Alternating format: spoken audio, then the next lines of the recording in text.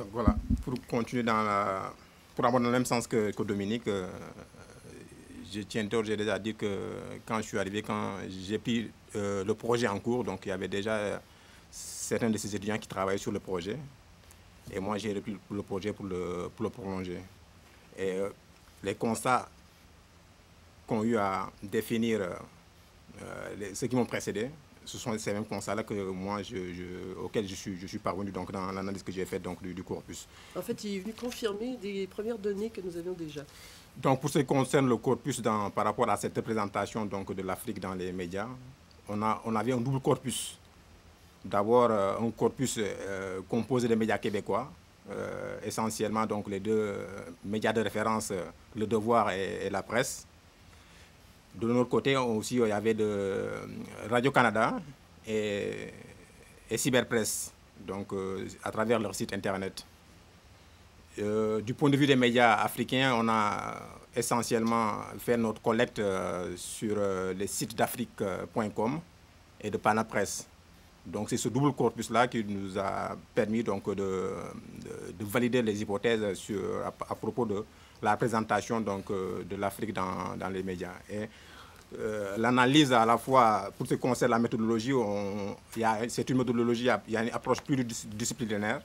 On a utilisé l'analyse de contenu, donc avec l'analyse des choix thématiques, donc le contenu manifeste donc, du discours médiatique dans la façon dont l'Afrique est représentée. Donc, mais également, on a cumulé à cette analyse de contenu, l'analyse du discours, l'analyse sémiotique aussi, le choix des thèmes, le lexique qui est utilisé, donc les stratégies discursives donc, utilisées par à la fois les médias québécois et les médias africains pour un peu donner cette image, donner à lire et à voir cette image de l'Afrique. Donc cette approche pluridisciplinaire nous a permis donc à la fois du point de vue quantitatif et qualitatif, donc de dégager donc un peu cette image de l'Afrique telle qu'elle se donne à lire et en même temps à voir dans les médias.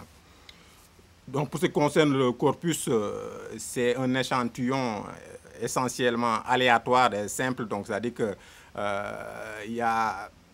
du point de vue chronologique, il n'y a pas une ligne chronologique dans le corpus, donc on s'est permis donc, de choisir des moments bien précis donc, entre février 2010 et septembre 2011. Donc, c'est-à-dire qu'il n'y a pas une cohérence, il n'y a pas un suivi chronologique du point de vue. Donc, ce qui nous intéressait beaucoup plus, c'était du point de vue synchronique, ce qu'on allait en trouver à l'intérieur donc, de ce corpus-là.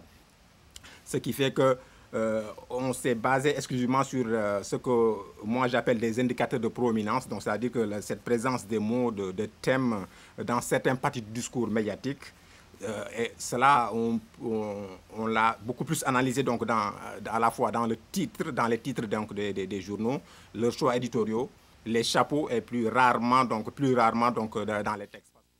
Je vais vous faire peut-être une révélation pour ce qui concerne donc, le traitement de l'information africaine dans les médias québécois. C'est essentiellement donc, voilà, des dépêches, donc, des brèves des agences de presse telles que Reuters, telles que l'agence France Presse et la société de presse.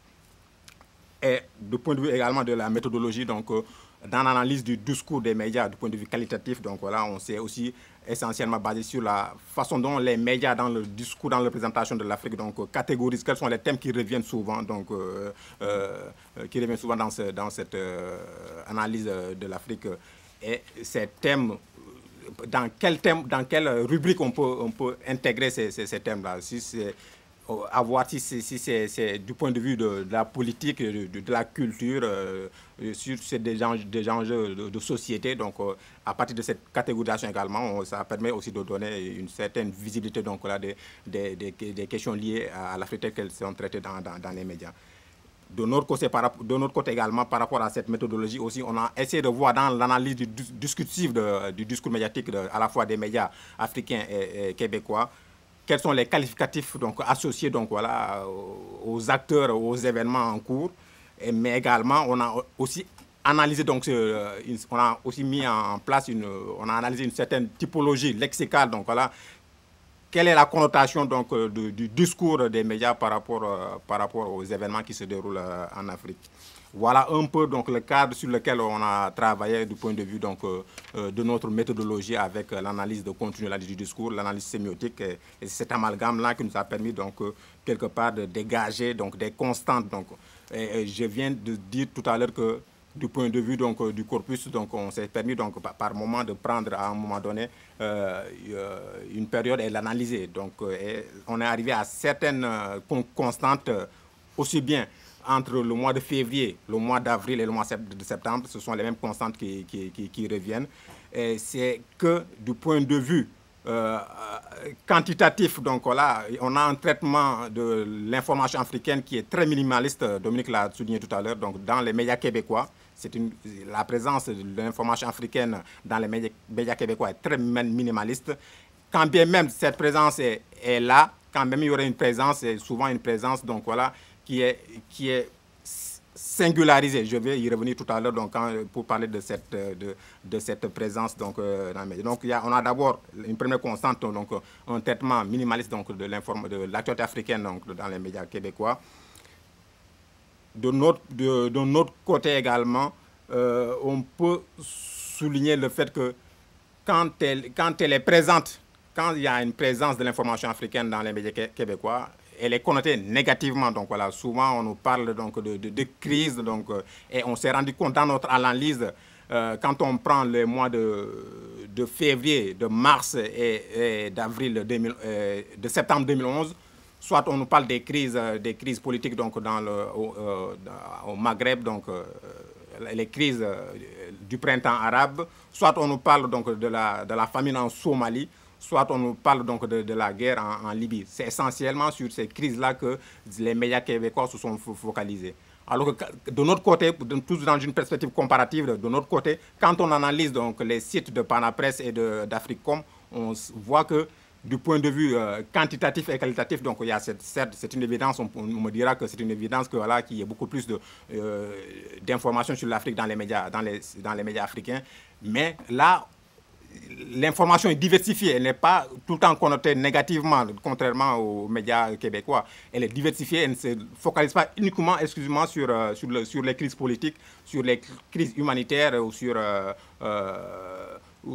un aspect négatif, mais elle est beaucoup plus diversifiée. On peut retrouver cette information africaine donc, dans les médias, dans les sites africains, dans le domaine de la politique, dans le domaine donc, des enjeux sociaux, dans le domaine de la culture, du sport, alors qu'on a constaté que dans les médias québécois, c'est essentiellement un traitement médiatique qui est focalisé sur les crises africaines, et quand elles sont traitées, quand elles sont présentes dans ces médias-là, c'est négativement connoté. Donc, il y a cet aspect-là.